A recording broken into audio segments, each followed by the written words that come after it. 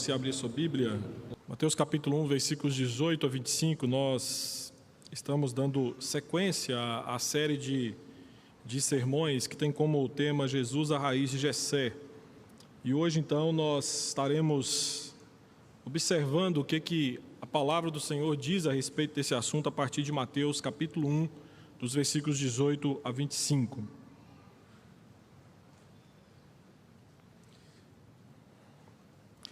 Lembrando que os outros dois textos que foram pregados foram profecias no Antigo Testamento que apontava para Jesus Cristo. E agora nós vamos então para um texto do Novo Testamento que ainda aponta o nascimento de Cristo, não apenas a predição do nascimento de Cristo, a anunciação do nascimento de Cristo, mas o próprio nascimento do Senhor Jesus Cristo. Então, acompanha a leitura na palavra do Senhor, que diz o seguinte: ora, o nascimento de Jesus Cristo foi assim: estando Maria, sua mãe, desposada com José, sem que tivesse antes coabitado, achou-se grávida pelo Espírito Santo. Mas José, seu esposo, sendo justo e não querendo-a infamar, resolveu deixá-la secretamente. Enquanto ponderava nestas coisas, eis que lhe apareceu em sonho um anjo do Senhor, dizendo: José, filho de Davi, não temas receber Maria, tua mulher, porque o que nela foi gerado é do Espírito Santo. Ela dará à luz um filho, e lhe porás o nome de Jesus, porque ele salvará o seu povo dos seus pecados. Ora, tudo isso aconteceu para que se cumprisse o que fora dito pelo Senhor por intermédio do profeta: eis que a virgem conceberá e dará à luz um filho, e ele será chamado pelo nome de Emanuel, que quer dizer Deus conosco. Despertado José do sono, fez como lhe ordenara o anjo do Senhor e recebeu sua mulher. Contudo, não a conheceu, enquanto ela não deu à luz um filho, a quem pôs o nome de Jesus. Meus queridos, em 1926, em junho de 1926, o pastor americano James Allen Francis proferiu um sermão que tinha como título Levante-se Cavaleiro. E parte desse sermão ficou comumente conhecido como uma vida solitária.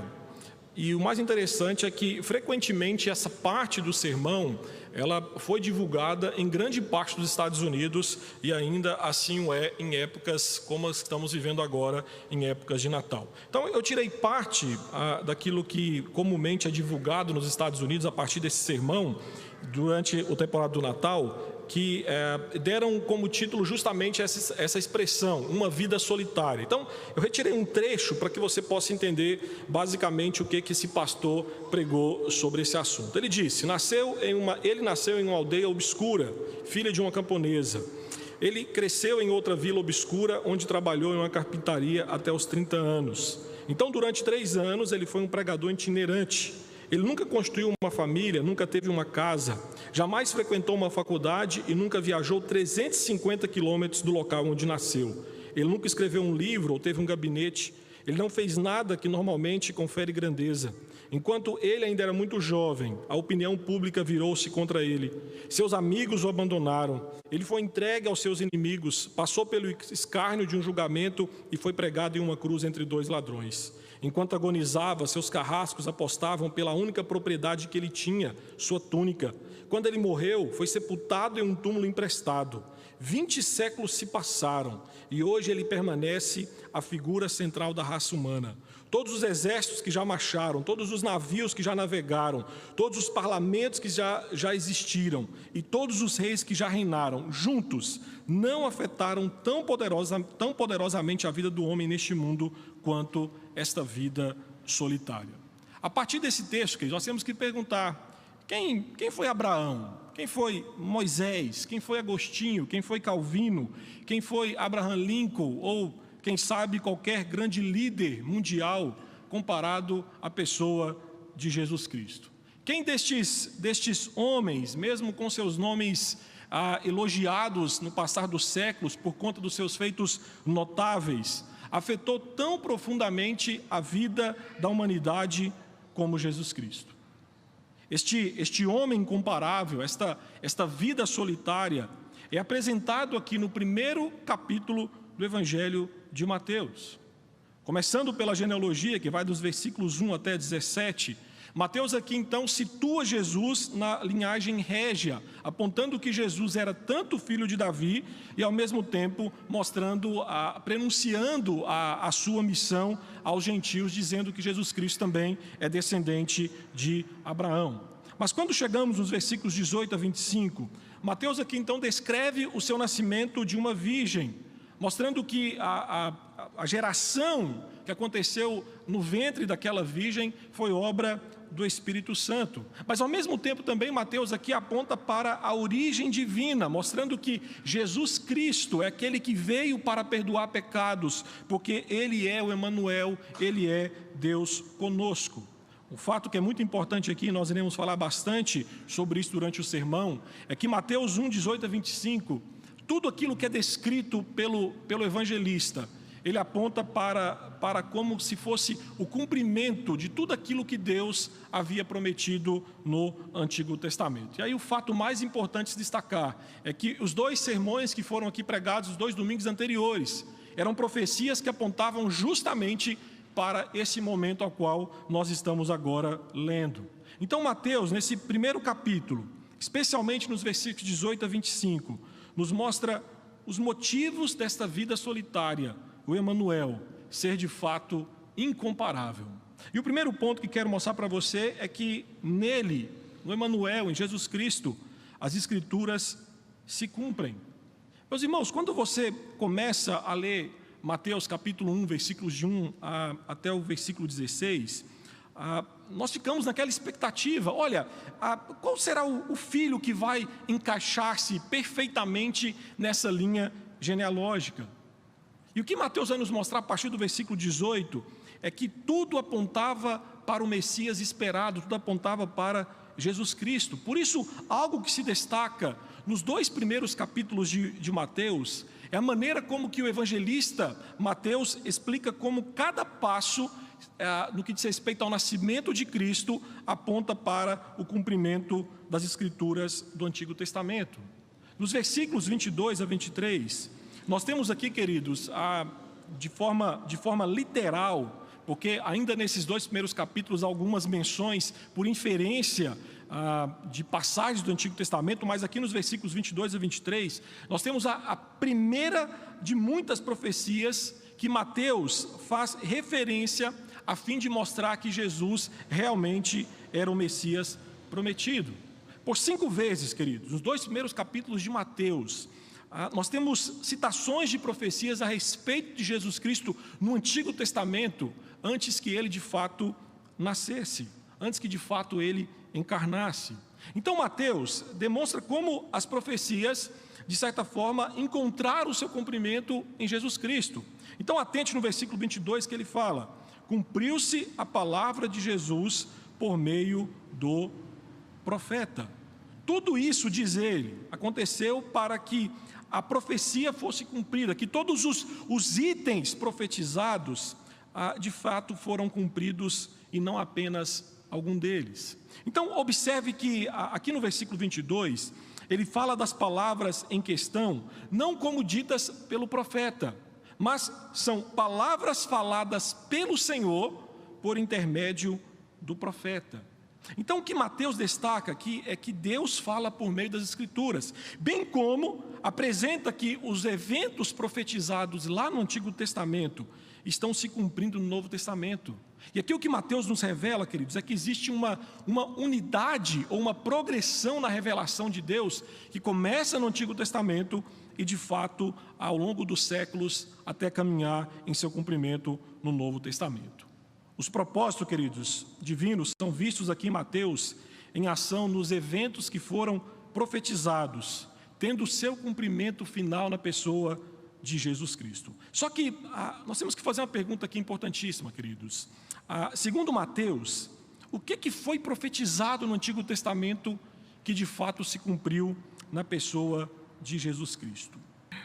Meus queridos, a pergunta que nós temos que fazer então a partir de Mateus capítulo 1, tendo em vista que Mateus cita de fato que Jesus Cristo é o cumprimento das profecias do Antigo Testamento, o que foi profetizado no Antigo Testamento que de fato se cumpriu na pessoa de Jesus Cristo? O primeiro ponto que nós temos que entender é que Mateus aqui cita o nascimento virginal de Jesus Cristo, uma referência a Isaías capítulo 7, versículo 14. Mas também por inferência, Jesus Cristo aqui é descrito como o Salvador, uma referência ao Salmo de número 130, versículo 8. Só que tem um outro aspecto ainda mais importante aqui. Atente que no versículo 20, o anjo chama José de filho de Davi. E aqui, queridos, aponta para um outro elemento deste cumprimento. Por quê? Porque quando o anjo chama José de filho de Davi, esta mesma expressão já foi usada para se referir a Jesus lá no versículo de número 1. Então, esta expressão aqui, queridos, aponta para a linhagem real de Jesus. Mateus, na genealogia de Jesus, mostra de certa forma o caminho através do qual a linhagem dos descendentes reais de Davi termina na pessoa de José, que se torna o pai humano de Jesus Cristo. Vale ressaltar que na genealogia descrita aqui por Mateus, a dinastia davídica, ela é totalmente destruída e levada para o exílio. Então, daquele momento em diante, o que Mateus nos mostra, e a Bíblia também nos mostra, é que nenhum herdeiro de Davi sentou no seu trono. Só que agora, segundo Mateus, um descendente de Davi, Jesus, o Messias, havia chegado para tomar nas mãos as rédeas reais. E na realidade, querido, isso aqui cumpre mais uma profecia. Porque lá em Isaías capítulo 11, versículo 1, Isaías previu um tempo quando brotaria um rebento do tronco de Jessé, o pai de Davi. Meus irmãos, o que a história de Israel nos mostra é que o exílio deixou apenas um tronco. Mas agora, como foi dito por Mateus, o filho maior, o descendente maior de Davi surgiu do mesmo tronco como um rei prometido. Por isso que para Mateus, queridos, era essencial que Jesus Cristo fosse reconhecido como o verdadeiro filho de José, porque assim ficaria muito claro que ele era um descendente autêntico de Davi. E aí quando você chega no final dos versículos 24 a 25, você vai ver que quando José toma Maria por esposa e nomeia Jesus, oficialmente, ele reconhece esta criança, dando-lhe o status de descendente de Davi. Além disso, queridos, Jesus é o nome incomparável, a pessoa incomparável, porque aquilo que ele é, muda tudo. Eis o segundo ponto que penso com você nessa manhã, porque para tornar-se numa realidade palpável, aquilo que tempos atrás tinha sido prometido, a semente da mulher, a palavra precisava tornar-se carne. Ele precisava tornar-se homem, mas só que havia um problema. O pecado de Adão levou à condenação a toda a humanidade. E como que poderia ele tornar-se homem e não ser também condenado como toda a humanidade? Como poderia ele salvar o seu povo do pecado deles, se ele também fosse nascido com o mesmo pecado que corria nas veias dos descendentes de Adão? O que nós temos que entender é que desde Gênesis 4, os homens tinham gerado filhos à sua própria imagem e semelhança pecaminosa. Lá em João capítulo 3, versículo 6, o Senhor disse que a carne tinha gerado carne. Por isso que era necessário algo novo. Cristo teria de nascer de uma mulher, só que ele não poderia ter um pai humano para não nascer à sua imagem e semelhança. E aqui, meus irmãos, como outro Adão, como o segundo Adão, como Paulo vai nos falar em Romanos, ele não poderia ter outro pai, senão Deus. Era preciso que uma virgem o concebesse pelo puro poder do Espírito Santo, como diz Lucas capítulo 1, versículo 35, e assim desse à luz a um ente santo. Só que um ponto importantíssimo a se destacar aqui, queridos, é que o nascimento virginal, e aqui nós temos que pensar com a cabeça de José, que está ouvindo essa notícia do anjo, meus irmãos, era algo totalmente novo, não apenas para José, mas para a cultura daqueles dias, porque não há qualquer registro em narrativas judaicas ou pagãs dessa ideia de um nascimento de um Deus que se fez homem, de um nascimento virginal. Por isso que essa expressão, gerado pelo Espírito Santo, não é simplesmente outro milagre de Jesus, mas é um milagre único. Meus irmãos, é significativo que na Bíblia existem vários nascimentos milagrosos de crianças. Eu cito para você o nascimento de Isaac, é visto como um milagre do Senhor. O nascimento de Samuel é visto como um milagre do Senhor. Só que em cada caso, o motivo milagroso do nascimento está relacionado com a função que aquele homem concebido irá desempenhar dentro do plano redentivo do Senhor. No caso de Jesus, o seu nascimento virginal não foi apenas, queridos, para ser livre da corrupção propagada por Adão através da raça humana, mas também, como diz o versículo 21, para salvar o seu povo dos seus pecados. Jesus, meus irmãos, veio para lidar com os pecados, e o seu nome expressa essa significativa realidade.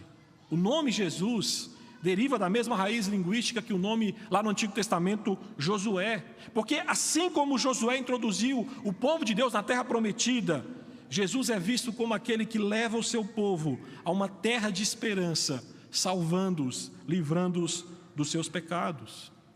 E como eu disse anteriormente, aqui no nome de Jesus Cristo, o nome Jesus, nós temos uma alusão ao Salmo 130, versículo 8, onde nos é dito que Deus redimirá Israel de todos os seus pecados. Deus prometeu, queridos, que providenciaria um resgate do seu povo dos seus pecados. E séculos depois, o que Mateus está nos mostrando é que Jesus vem justamente para fazer isso. O nome de Jesus aponta para o seu ministério, que envolve a salvação espiritual do povo de Deus, removendo a alienação que existia entre Deus e o seu povo, por conta dos pecados que o povo de Deus cometeu contra esse Deus santo. Mateus, portanto, anuncia o Deus que aceitou a vulnerabilidade, nascendo de uma criança em um mundo hostil à sua presença. E ao nascer de uma virgem, ele estava vindo como Salvador, porque Cristo assumiu a nossa carne com o propósito de libertá-la do pecado.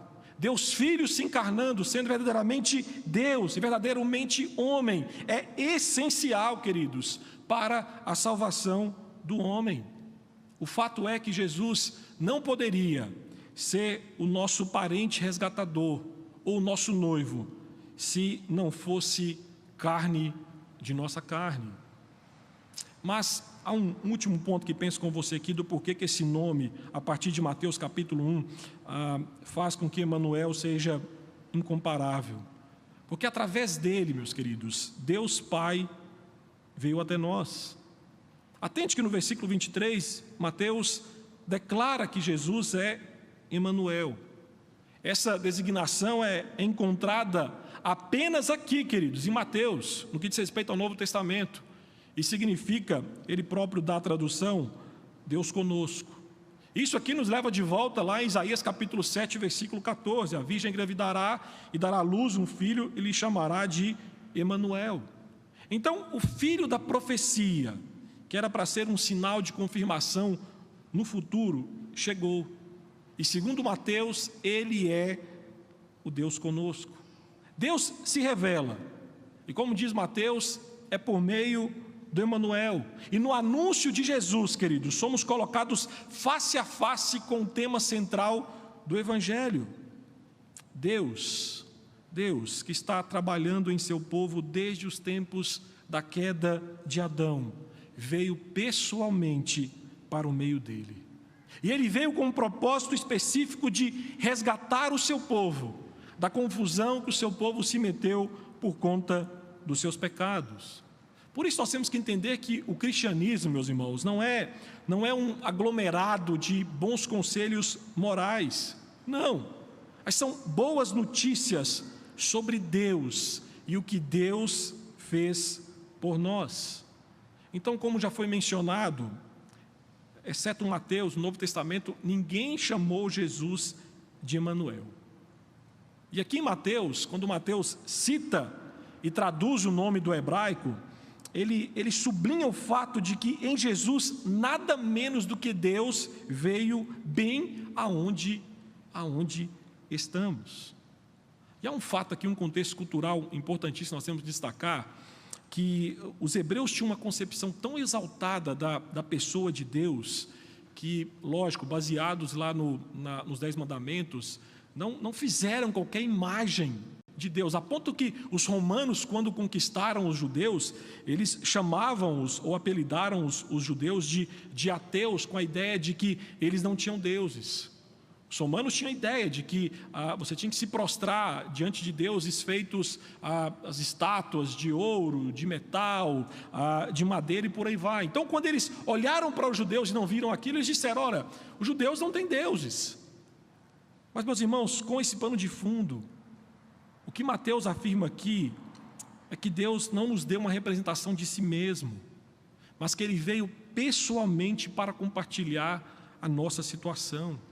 E se a virgem dando à luz ao menino Emanuel, a menina Emanuel era um sinal nos dias do rei Acás, de que Deus não abandona, mas permanece com seu povo, agora, através do Deus encarnado no ventre de Maria, Deus se faz presente na temporalidade. O Deus que salva, rompe as barreiras da transcendência para, mesmo sem deixar de ser santo, separado, fazer-se Deus conosco, gente como a gente, na pequenez de uma criança. Deus veio para estar conosco. O Senhor da glória, meus irmãos, se fez um amigo mais chegado do que qualquer outro, não apenas um chegado, mas de fato Ele se fez um de nós. Assim, José recebe a garantia de que o menino gerado no ventre de Maria é Deus. Ele é Deus manifestado em carne. Em Emanuel, Deus veio habitar conosco, o Verbo se fez carne e habitou entre nós, cheio de graça e verdade, e vimos a sua glória, glória como unigênito do Pai, como João capítulo 1, versículo 14 afirma. Através do Emanuel, Deus assumiu a natureza humana, penetrando a nossa atmosfera totalmente contaminada pelo pecado, sem se manchar, sendo Deus conosco. Então sim, para Mateus, Jesus é o Emanuel, ou seja, Deus está conosco e é por nós por causa de Jesus Cristo. E diante disso, queridos, nós temos que pensar em algumas implicações desse texto para nós. E como esse texto é rico em aplicações no que diz respeito à nossa fé cristã, à nossa vida cristã. E eu quero lhe ajudar a colocar em prática esse texto pensando em algumas implicações. A primeira é que nós temos que compreender que Jesus Cristo é o enredo unificador da Bíblia. Meus irmãos, como Mateus mostra, o Evangelho não começa na encarnação de Jesus. Mateus vai nos mostrar que o Evangelho, no que diz respeito à temporalidade, começa lá no Antigo Testamento, porque várias profecias apontavam para a vinda de Jesus Cristo. E como demonstrado por Mateus, queridos, em Jesus Cristo, Antigo e Novo Testamento se unem. A teologia bíblica resume a Bíblia em duas palavras: promessa e cumprimento. O Antigo Testamento é a promessa a respeito daquele que virá. O Novo Testamento é o cumprimento daquele que veio. Então, Isaías capítulo 7, versículo 14, nós temos a promessa. Em Mateus capítulo 1, versículos 18 a 25, nós temos o cumprimento. Jesus, meus irmãos, é aquele que foi prometido desde o início do Antigo Testamento, quando é assegurado para Eva que a serpente feriria o calcanhar do seu descendente, mas a cabeça da serpente seria esmagada. Por conta disso, Jesus é o enredo unificador das Escrituras. Cristo, meus irmãos, é o coração da Bíblia. Lá em João capítulo 5, versículo 39, o próprio Jesus afirmou ser Ele o eixo hermenêutico da Bíblia, ao dizer que as Escrituras testificam de mim. Então nós temos que entender que quando nós pegamos a Bíblia, nós não estamos diante de um livro que é apenas uma coletânea aleatória de ensinos religiosos. Não, a Bíblia é a história de Jesus. Por isso, a pergunta que nós temos que fazer, queridos, é: como sabemos que estamos lendo a Bíblia corretamente? Quando sabemos que estamos pregando a Bíblia corretamente? Se estivermos encontrando Cristo nela. se estivermos crescendo no amor e apreciação por Jesus Cristo, se Ele é cada vez mais formado em nós e nós somos cada vez mais moldados à sua imagem. Sabemos que estamos lendo a Bíblia corretamente na medida em que passamos a amar cada vez mais aquele que é o centro, aquele que é o personagem principal da Bíblia, Jesus Cristo. A verdade, meus queridos, é que a Bíblia nos apresenta Cristo numa proximidade tão estreita que Ele se torna visível diante de nós através das suas páginas. Lutero dizia que a Bíblia é o berço onde Cristo repousa. E se esse berço, meus irmãos, não for colocado diante das pessoas, as pessoas não conseguirão contemplar o Salvador que repousa no berço. Assim, todas as vezes que lemos a Bíblia ou estudamos a Bíblia, nós estamos levantando os pés como uma criança curiosa para ver Cristo no berço. Todas as vezes que a Bíblia é pregada e exposta fielmente diante da igreja, o berço com Emanuel é apresentado e exposto diante da noiva. Uma outra implicação desse texto é que nós temos que aceitar, meus irmãos, a nossa incapacidade para nos salvar dos nossos pecados.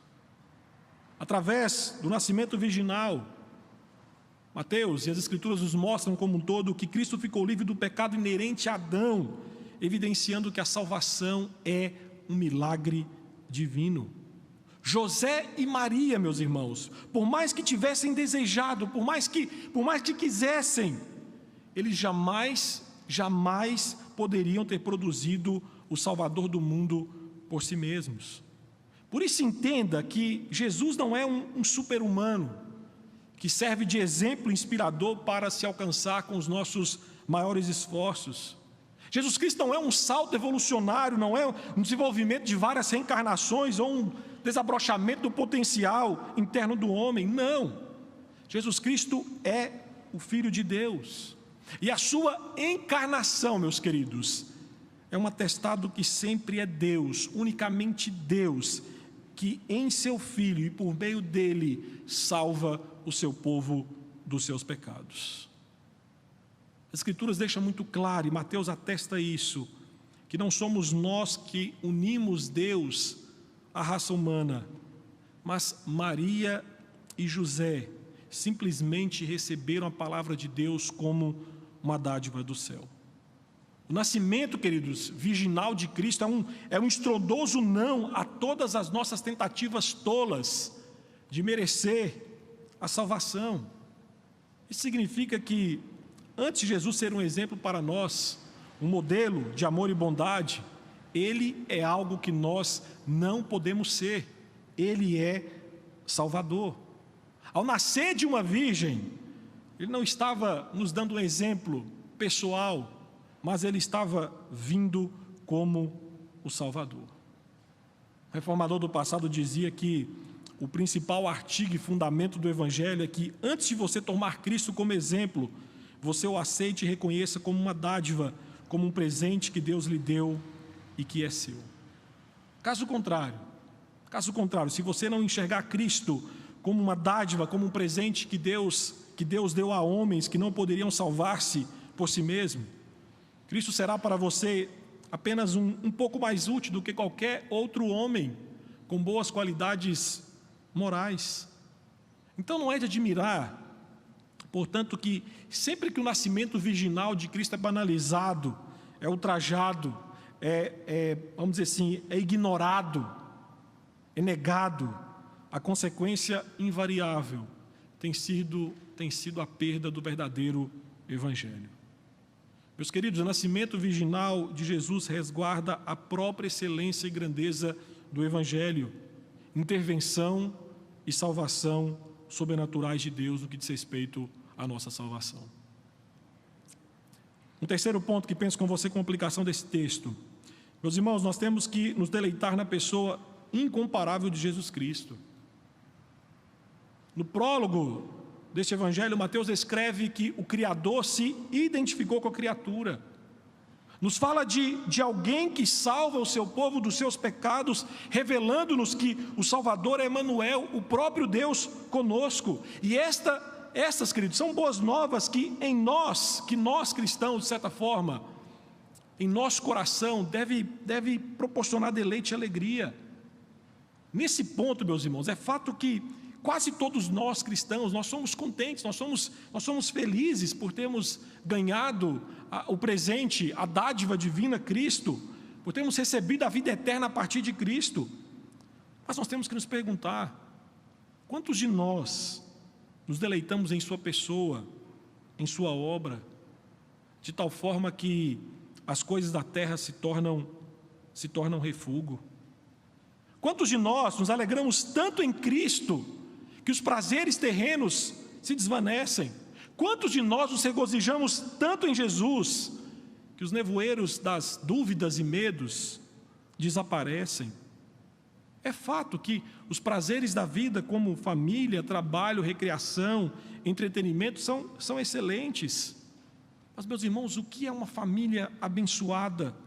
Trabalho, a recreação, uma boa música, um momento de lazer com os amigos, se comparados à pessoa de Jesus Cristo.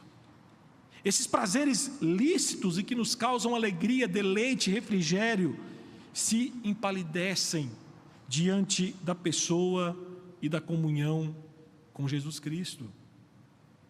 Robert Murray McCheyne, um pastor do passado, um pastor do país de Gales, escreveu sobre isto a um amigo através de uma carta, dando-lhe alguns conselhos. E parte desses conselhos diz o seguinte: aprenda muito a respeito do Senhor Jesus, para cada vez que você olhar para si mesmo, olhe 10 vezes mais para Cristo. Ele é totalmente encantador.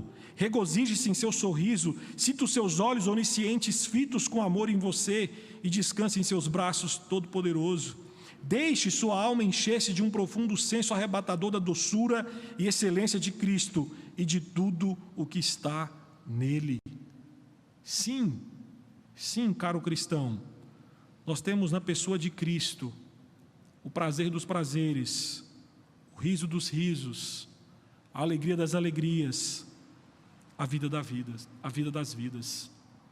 Somente quando o cristão entende que a vida se encontra em Cristo, o autor da vida, nada será tão desejável como conhecer e ter comunhão com Jesus Cristo. E eu penso com você então uma última implicação, e aqui eu termino o sermão nessa manhã. Meus irmãos, creiamos que Jesus Cristo é o Deus Salvador que veio até nós.